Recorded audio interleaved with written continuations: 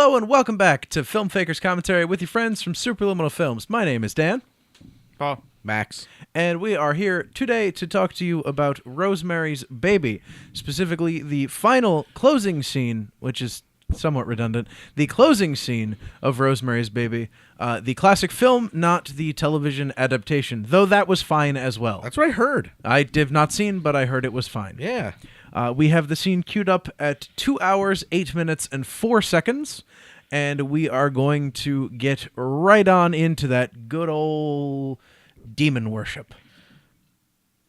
Yeah, it was surprising to hear about the TV series being good because I don't see how you could make Any better? Well, how you could make tension work with commercial breaks. Well, I think, and this is somebody who watches a lot of TV, can make tension work really well. Speaking of, this sequence is full of tension because she's been here before, and it didn't look like this. All the paintings have the normal side. Yep.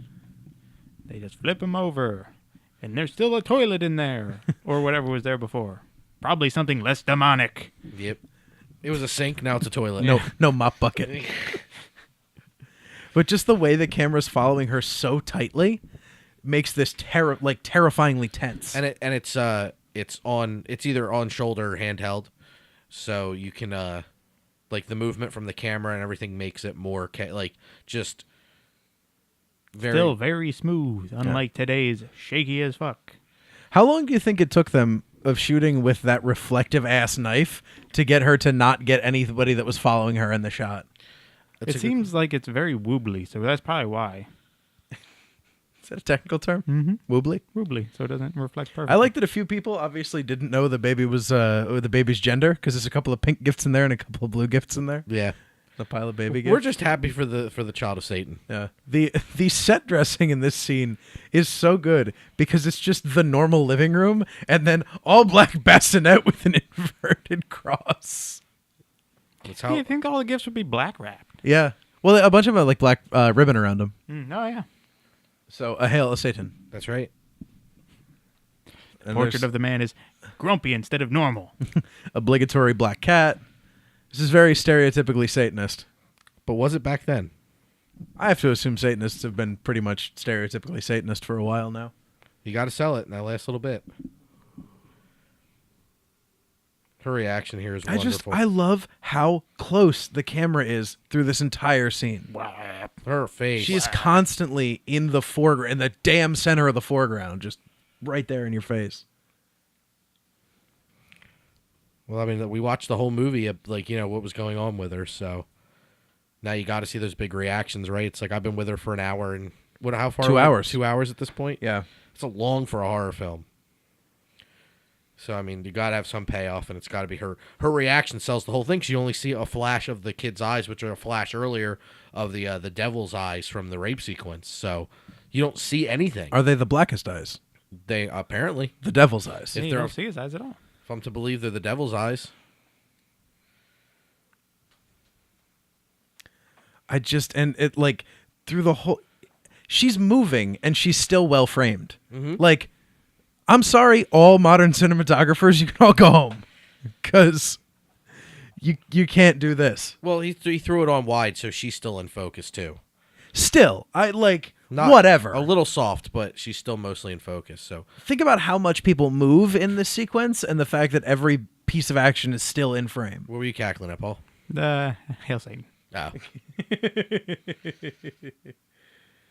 But yeah, no, and what's more impressive is, remember, this is on film, right? This is somebody with a viewfinder. There wasn't a monitor there to make sure it was good. This is, print that, check the gate, print it. That's it. That's what we got. Yeah. Hope we got it. Hail Hydra. Oh, Winnie. And her husband, whose name I can't remember. Roman. Is that true? Yep. Mm-hmm. Polanski? No. Oh. Thanks for knowing that, everybody. You are welcome. But yeah, look at she's and he was very much the background character to Winnie the whole time. Like, he was very just subservient to her. Like, yes, dear, no, that's fine, dear. And then it turns out, wait a minute, he's the leader of the Satanists. Exactly. He's so much more intimidating than any other shot in the movie, and it works. That juxtaposition works so well. As does the juxtaposition of Japan's lone Satanist. He's representing a whole branch, though. Hey, I'm France's lone Satanist. They're representing Italy's lone branches. Yeah. Satanist. Yeah. Oh, Europe. He's Europe at large. He's representative Europe at large. Yeah, we have Asia and we have Europe. You see the American Satanists. It's pretty good. It's like Heat of the Moment and Final Countdown. Jesus. No, he's not. He's certainly not allowed in this room. He's there too. Just like, yeah. He's in the corner weeping. The only Bible passage I remember. Jesus wept. Yeah, that's it. That's all I got. Paul, can you give us a Jesus wept? It won't translate on audio. Okay. I don't know. You could lick the microphone while you're doing it. Oh. But yeah, Frank. just the way they frame, I can't get over it. Oh, I can't get over how much the damn camera's moving and the fact that everything stays in frame. Well, Doubly so again because of what you said, where they didn't have an external monitor. Yeah. If you want to know, like, the camera, like, Polanski was so prolific because his cameras were like, you weren't blocking the actors and the actresses as much as you were blocking everything, and that became really definitive of cinema. Like, Hitchcock defined the techniques. Polanski took them and was like, okay, how can I adapt that and make it all work and more interesting? The whole thing is such a piece of theater, and the camera's just part of it. It's wonderful. Like, the dude, like, if you guys out there have never seen Repulsion, I highly recommend you look into that, because that's him starting that process, and it goes from in the beginning, very proper filmmaking, very straightforward stock filmmaking, to by the end it's totally erratic and haywire, and that's a really good starting ground if you're not a Polanski fan. I mean, as is this, obviously. I have to assume Laura Louise was never a mother, because she is rocking that baby pretty aggressively. Or maybe she's just like, spawn of Satan, he can take it. Maybe she grew up on a boat. Like you said, they're too old, not fit to be mothers. Yeah. Nope, too old. Yeah, but not too old to stick her tongue out at the young girl who is a mother. Although I didn't look in the background, maybe he was telling her, hey, go rock that baby too hard. It'll coax her into it. He's a good schemer. When 400 years old you reach, look this good you will not. Is it 400? 900. 900. What 900?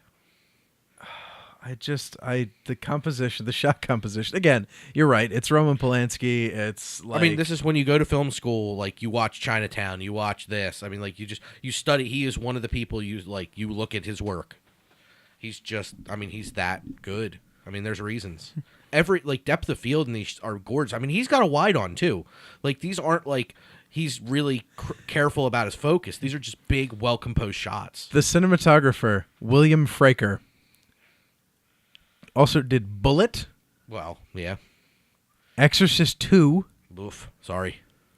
1941, Okay. War Games, Sorry. Tombstone, I love Tombstone. and Street Fighter. Sorry. Sorry about that. Yeah. Him and Raul Julia going out on that one, huh?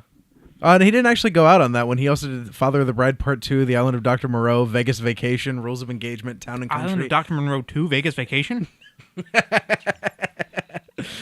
Well, that's the note we're leaving you on. Have a good one, everybody. Make sure you check us out online. Thanks, guys.